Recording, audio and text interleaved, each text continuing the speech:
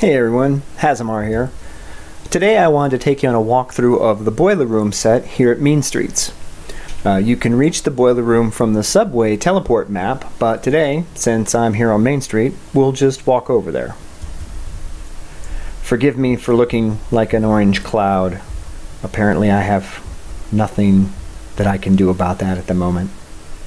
I'm running this on my laptop, so please forgive me a little for the bouncy, laggy behavior that you're experiencing. The structure itself is a modified skybox sold by Tampon inside. It's a $1, and for the price it's a super steal. The original building was constructed before Linden Labs changed the size limit on prims, so we've made some modifications to take advantage of the larger prim size and cut down on the building's overall prim count. I really love the textures and overall feel of this building. I think it was one of the first buildings I ever bought for the sim. Okay, so let's go inside.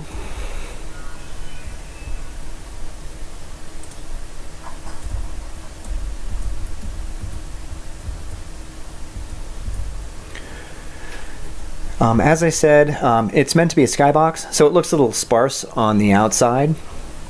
The building is sort of a dark and dreary kind of feel. It lends itself real well to all manner of nefarious schemes. There are two resers here. One controls furniture items over in this general area here, and that one's labeled as the primary reser. The other reser controls furniture items in this general area here, and it's labeled as the secondary reser. I'll go through the resers real quickly just to give you an idea of what's in them.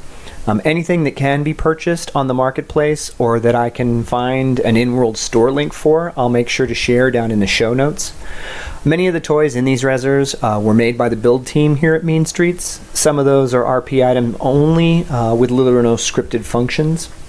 So let's go ahead and move to a good position and then work our way through the resers. Transfer. Now, this is the sort of device one might use if they wanted to steal a victim's powers, or maybe you want to make a copy of them and take their place. Surgery. This scene includes an interactive IV bag. The victim clicks it to receive the attachment, which they unfortunately need to unpack, and then they'll be able to get the IV, which could be anything. The options are really up to you. The bed also tilts to 3 different positions, and the surgical light can be turned on and off. The chair. This is an item from Pixelancer. The chair has a number of nefarious positions and settings. Mind control. This is an RP toy that includes a simple particle effect controlled by touching the dish here, which will give you a simple on-off option. The chair uses Lockmeister compatible cuffs to hold your victim securely while you use the mind control beam to influence their thoughts. Drain. This device might be used to drain the powers of your victim. The green could totally play into the weakness of the Kryptonians. Clicking the toy will give you a mask. If the victim wears the mask and then sits on the drain device, it also includes particle effects. They might suggest they're inhaling the very agents used to drain their powers. Alter. This is a partial deployment of the transfer toy. You might use this in a roleplay involving mind control or perhaps transformation of a victim into an evil minion of some sort. Bondage bar. This is a popular item from the Nihil store. It's called Bondage Bars Deluxe. The toy has a number of menu-driven options. I'll make sure to include a link to it and the marketplace store in the show notes. Submerge. This cylinder offers a menu-driven liquid fill sort of peril. There are no special drowning animations, but you can change the color of the fluid to a few options and start and stop the rising of the liquid. Experiment. This little scene uses the same interactive IV as the surgery, but has a bit more of a sinister table for holding your victim in place. This toy has no special poses, but again, the IV is interactive, the light can be turned on and off, and there are some particle effects when there's a victim sitting on the table. The Strappado Arch. This is from Diabolical Super Science. It offers RLV capture to hold your victim securely while you do whatever it is you captured them for. Tech Experiment. This toy is from MP Designs with some slight texture mods by the Sim Build team. The Experimentation table offers a number of menu-driven poses and actions. Milker Medium by Yggdrasill Designs. The Milker, the Reser has both the medium and small versions, is here in case you need to extract milk from a victim. Chain Web. Using the Lisa's Web toy, this will suspend your victim in a web of chains. It can give out the C3 cuff set by clicking. This menu-driven toy supports RLV. Now, there have been some reports that the toy doesn't res properly. If you have this issue, try clicking the menu,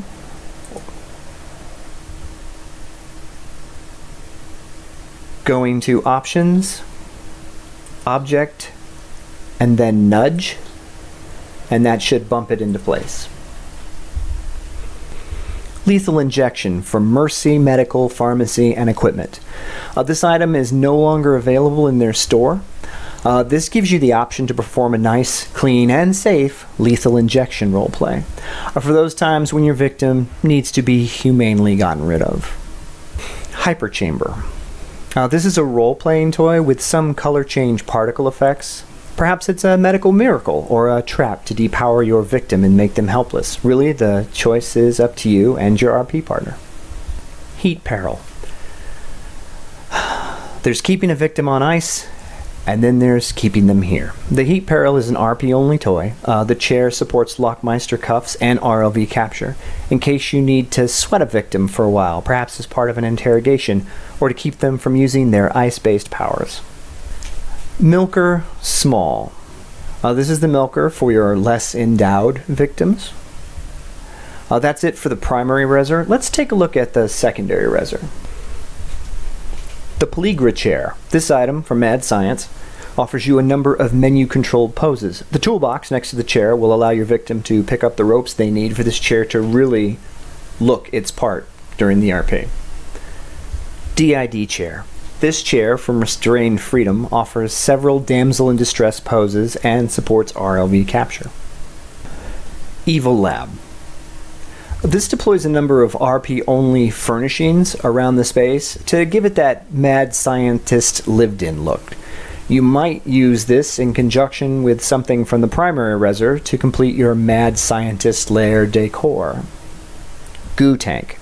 This is an RP-only tank that you can use to threaten anyone that is hanging from that chain in the ceiling.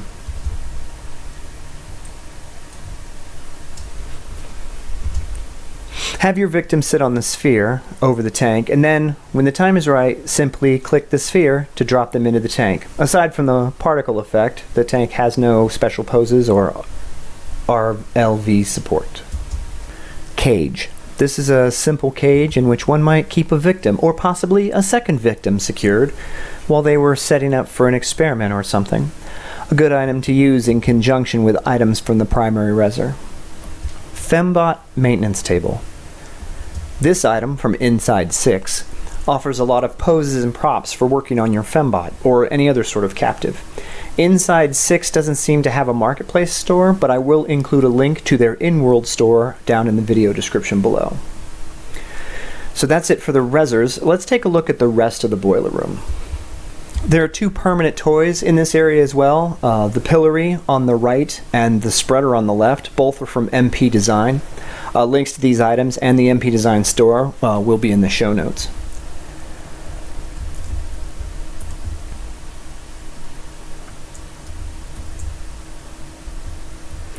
Over here is a little cell. This cell is part of the boiler room. We've added a prison bed here on the back wall. This one is from MadScience. It's called the Durance prison bed from Rev Eponym. I'm sure I pronounced that wrong. Links to the store and the RLV prison bed will be down below. We've also added a simple gas valve item here. It's for RP only and doesn't do anything besides trigger this gas vent in the floor of the cell. I'm considering making it force sit RLV relay users onto the prison bed, but for now it's really just an RP only item.